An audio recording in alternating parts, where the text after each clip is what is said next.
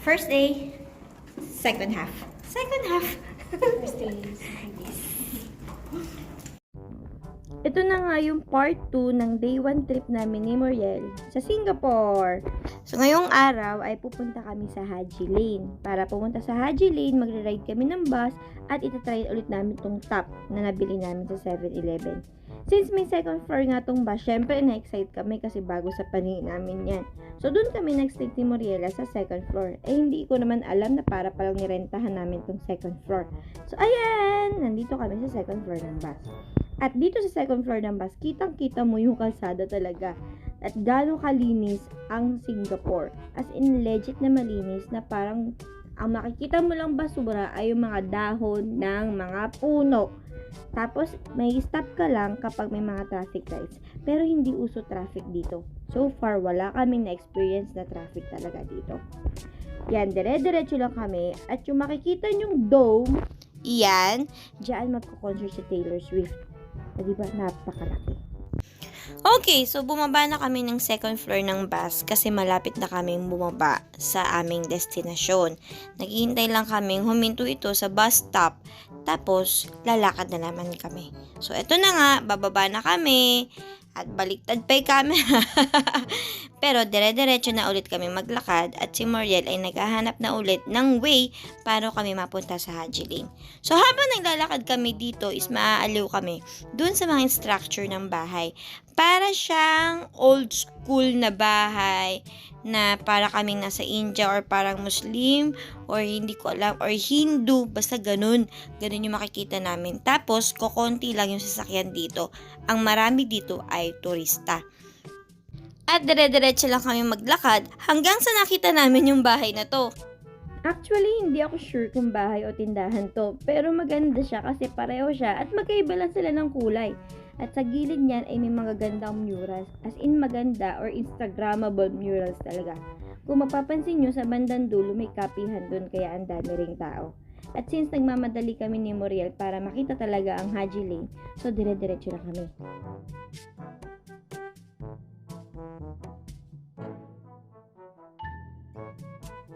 Tapos, habang naglalakad kami, meron kami nakitang kakaibang pagkain. Hindi ko alam kung native food nila to. Ayan, umorder na rin kami ng pagkain dyan. At nandito nga kami sa Haji Lane! Okay, so yung Haji Lane ay literal talaga na isang street. As in legit na street. Tapos maraming tindahan sa mga gilid-gilid. Maraming tindahan sa gilid-gilid yan. And ang dami-daming tao dyan. So, yung mga tindahan nila, para mga craft stores or antique shops, katulad nitong pinuntahan namin na madaming mga stickers, madaming mga souvenirs. So, bilang isang crafter, naiinggan niya akong bumili. Pero nung hinahawakan ko yung mga items dito, parang sabi ko nga sa sarili ko, gawin ko na lang kaya sila. May nakita rin kaming stall or store dito na puro anime. Nagdodrawing na anime, may mga action figures, at hindi ko alam, pero maganda siya sa loob. Malaki yan sa loob. Hindi ko na lang napicturean yung loob ha, kasi tinitignan ako doon may-ari eh. At dire-diretso pa rin kami maglakad ni Muriel dito sa Haji Lane hanggang sa nakita namin to na ang bandang dulo pala ng Haji Lane ay parang isang Eastwood. As in, puro siya bahay na may mga inuman or bar. Eh, hindi naman kasi umiinom si Muriela. So, hindi rin kami iinom dito. Nag-picture lang kami.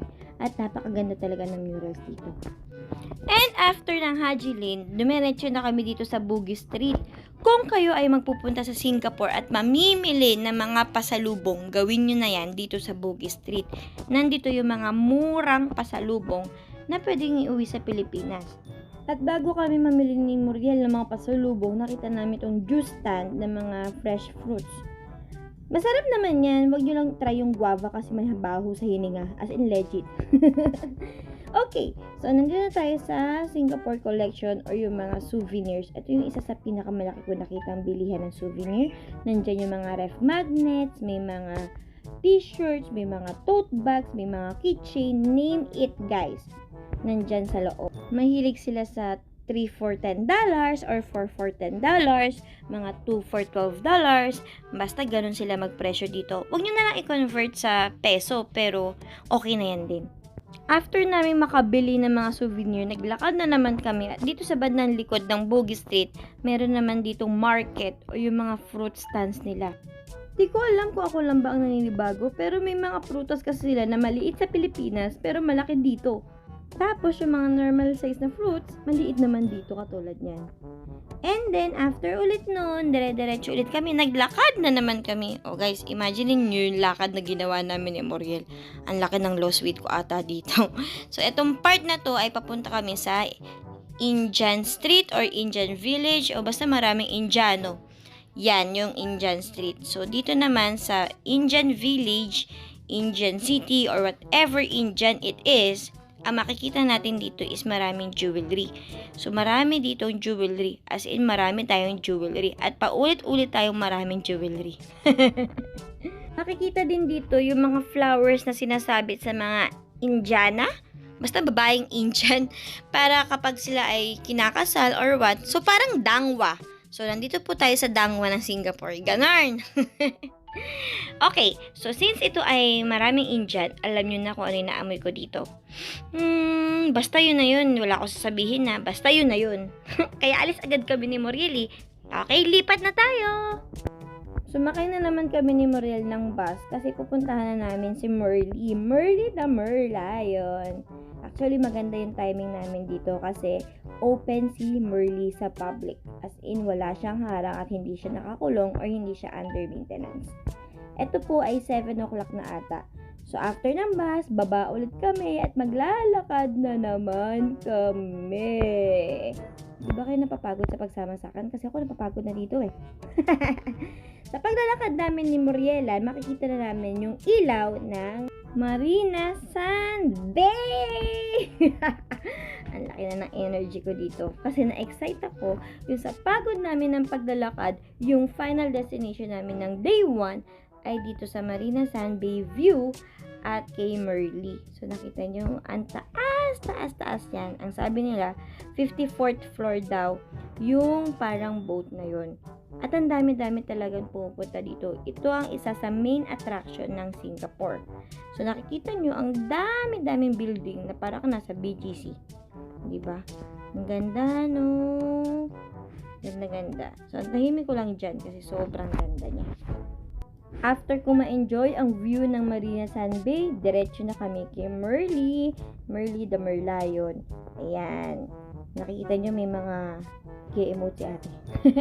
So, ayan na si Merly the Merlion. Sabi ko nga, ito po ay magandang oportunidad sa amin kasi hindi siya nakakulong, hindi siya naka-maintenance at payapa siyang bumubuga ng tubig dyan. Sabi ng nanay ko, dapat daw gumanga ako kay Merly. Sabi ko, bakit ako nga? So, saluhin ko yung tubig ni Merly papunta sa bibig ko. Oh my gula! Kasi yun daw yung nakikita niya sa mga nagpipicture sa tabi ni Merly. Lagi nakaangat, sinasalo yung tubig ni Merly. Adi, ayan na! Tinignan lang namin yung si Merly. Nag-picture-picture lang din kami dyan. Siguro mabot ko ng 50 minutes kasi ang daming tao at ang hirap extra na malinis na space. Pero naka-picture naman kami na maayos. After niya, naghanap na kami ni Muriel ng kainan. Pero this time, dahil pagod na kami, nag-take out na lang kami. So, ihintayin ko na lang si Muriel sa kanyang take out. Okay na. At ayan na po ang tapos ng aming day 1 second half trip.